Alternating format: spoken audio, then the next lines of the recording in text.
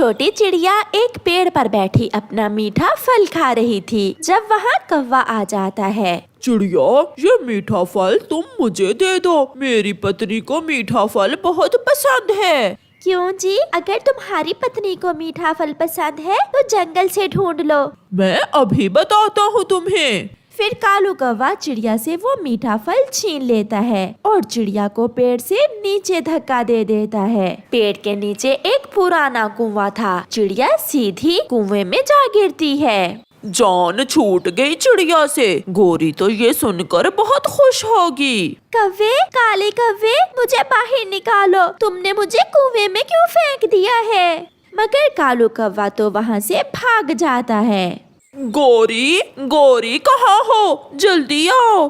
आती हूँ पति जी। क्यों इतना शोर मचा रहे हो? लो, मीठा फल खाओ। और सुनो, आज तुम्हारी सबसे बड़ी दुश्मन को मैंने खत्म कर दिया है। क्या क्या चिड़िया को मार दिया है तुमने कालू? हाँ, मैंने उसे ये मीठा फल छीनकर उसे पुराने कुएं में धक्का दे दिया है। बहुत अच्छा किया तुमने। वो चिड़िया मुझे बहुत बुरी लगती थी।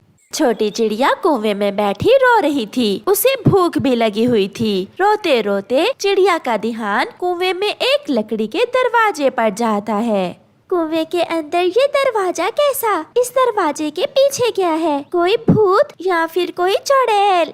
चिड़िया ऐसे उस दरवाजे को देख देख कर डर रही थी। फिर जब भूख बढ़ती है तो चिड़िया डरते डरते उस दरवाजे को खोलती है। सामने एक रास्ता था। चिड़िया दरवाजे के रास्ते कुएं से बाहर निकलती है और उसकी आंखें खुली की खुली रह जाती हैं। वहाँ तो तरह तरह के फल थे, फूल थे। थोड़ी दूर एक झरना भी था। ये तो कोई जादू की दुनिया है। इतने फल मैंने पहली बार देखे हैं। फिर चिड़िया एक पेड़ से फल तोड़कर खाती है।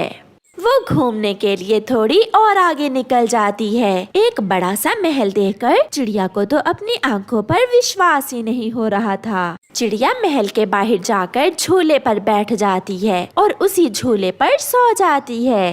कालू, अब तक तो वो चिड़िया मर चुकी होगी या फिर कुएं में बैठी रो रही होगी। कल जाएंगे देखने। ऐसे गोरी और कालू बातें करते करते सो जाते हैं। सुबह हो जाती है। अच्छा ही हुआ कालू कौवे जो तुमने मुझे इस कुएं में धक्का दे दिया। मैं तो इस जगह पर पूरी जिंदगी गुजार सकती हूँ। ये जगह कितनी सुंदर है। हर तरफ फूल ही फूल, फल ही फल। एक तितली उड़ती हुई चिड़िया के पास आती है। चिड़िया रानी, हम आपका स्वागत करती हैं, मगर आप इस जगह कैसे पहुँची? ये तो बहुत सीक्रेट जगह है। मुझे दुष्ट कौवे ने कुएं में धक्का दे दिया था और मैं यहाँ तक पहुँच गई। आप अच्छी चिड़िया हो। ये जगह आप जैसे ही अच्छे पक्षियों के लिए है। दूसरे दिन कौवा और कौवी उस पुराने कुएं पर जाते हैं। कालू, चिड़िया तो कुएं के अंदर नहीं है। चिड़िया कहाँ हो? मर गई हो या जिंदा हो? मैं जिंदा हूँ और मैं यहाँ बहुत खुश हूँ। ये देखो मीठा फल, ये अंगूर, यहाँ बहुत कुछ है मेरे खाने के लिए। कालू जी, प्लीज मुझे भी इस कुएं में धक्का दे दो। मैं भी चिड़िया के पास जाऊंगी। यहाँ तो बहुत सारे फल हैं। मगर मुझे कौन धक्का देगा? मैं भी जाना चाहता हूँ। ऐसा कहते हुए वो दोनों कुएं में छलांग लगा देते हैं। चिड़िया जल्दी से दरवाजा बंद कर लेती है। कालू, ये दरवाजा तो चिड़िया ने बंद कर लिया। चलो हम इस दूसरे दरवाजे से जाकर देखते हैं कि इस कुएं में क्या है। फिर वो दोनों एक दूसरे दरवाजे को खोलते हैं। जैसे ही वो दूसरी तरफ जाते हैं, दरवाजा बंद हो जाता है। बचाओ, बचाओ, बचाओ। वहाँ बड़ी बड़ी चुड़ैलें देखकर गोरी और कालू की तो चीखें ही निकल जाती हैं। आ जाओ कौवे और कौवी, मुझे लंबे समय से तुम्हारा ही इंतजार था। अब तुम सारी जिंदगी मेरे नौकर बनकर यहाँ रहोगे। फिर कौवा और कौवी रोने लग जाते हैं और अपने किए पर बहुत पछताते हैं। गुड़िया बेटी, आप ये सूखे तिनके घोंसले में लगाओ और मैं कुछ सूखी लकड़ियाँ लेकर आती हूँ। फिर मम्मा चिड़िया लकड़ियाँ लेने चली जाती है। जैसे ही मम्मा चिड़िया वहाँ से जाती है, वहाँ शरारती जग्गू कौवा आ जाता है। तिनकों का घोंसला मेरे मम्मा पापा ने तो बड़ा लकड़ियों का घर बना लिया है। तो फिर हम क्या करें? आप जाएं यहाँ से। जाता हूँ, पहले तुम्हें थोड़ा तंग तो कर लूं।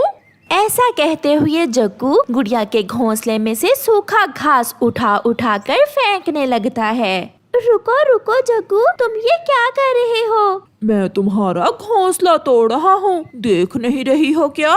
गुड़िया का बनाया हुआ सारा घोंसला तोड़कर जग्गू वहाँ से भाग जाता है और गुड़िया बैठकर रोने लग जाती है। चिड़िया ने भी लकड़ियाँ जमा कर ली थीं। वो अपने घर वापस उड़ती है। ये क्या हुआ बेटी? ये सब किसने किया? मम्मा, जग्गू कौवे ने किया है ये सब। वो शरारती कौवा, मैं अभी उसकी माँ को बताती हूँ जाकर। अपनी मम्मा के साथ जग्गू कौवा अपने घर के बाहर ही बैठा हुआ था।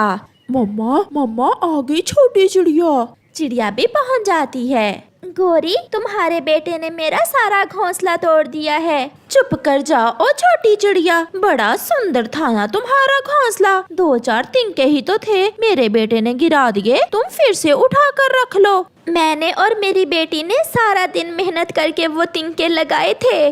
तो फिर जाओ पुलिस को बुला लो, जो करना है करो। तुम्हारी तो बेटी है ना, बेटा नहीं है, इसलिए छोटी चिड़िया तुम जलती हो मेरे शेर जवान बेटे से। मेरी बेटी तुम्हारे इस आवारा और आलसी बेटे से अच्छी है। ये कहते हुए चिड़िया वहाँ से चली जाती है। कुछ दिनों बाद जग्गू कौवा एक अमरूद के पेड़ पर बैठा हुआ था। ये भी कच्चा, मैं फेंक देता हूँ। ये भी कच्चा है, ये स्वादिष्ट नहीं है। वो उस पेड़ के अमरूद तोड़ तोड़ कर फेंके जा रहा था। ये सब देखकर एक तोता वहाँ आता है। दुष्ट कौवे, ये क्या कर रहे हो तुम? क्यों कच्चे फल तोड़ तोड़ कर फेंक रहे हो? ये पेड़ तुम्हारा तो नहीं है, मैं तो फेंकूंगा। तुम कौन होते हो मुझे रोकने वाले?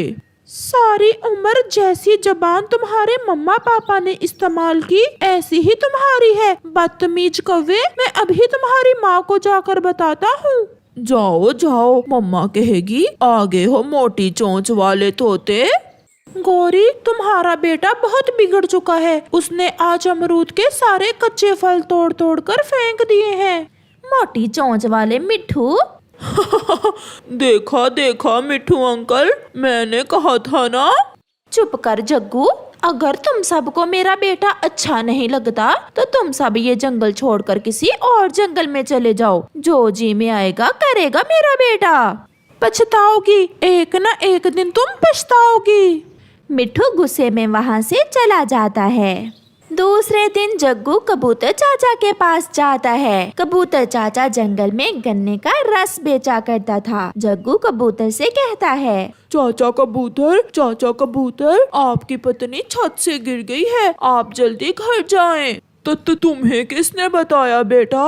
मैंने खुद देखा है कबूतर चाचा। कबूतर वहाँ से भाग जाता है। भाग गया कबूतर चाचा, मेरे झूठ को सच समझकर भाग गया। आज मैं जी भर के गन्ने का जूस पीऊंगा, मजा आ जाएगा आज। फिर जग्गू चाचा कबूतर की मशीन में गन्ना लगाकर रस निकालता है। बेख्याली में जग्गू का पंख रस निकालने वाली मशीन में फंस जाता है। वो बहुत चिल्लाता है, बचाओ बचाओ, कोई मुझे बचाओ। मगर वहाँ कोई होता तो उसे बचाता। उसका पंख कट जाता है। गौरी, जग्गू का पता चला, बहुत दुख हुआ। एक एक था मेरा बेटा, चिड़िया अपाहिज हो गया। अब कैसे जिंदगी गुजारेगा मेरा बेटा?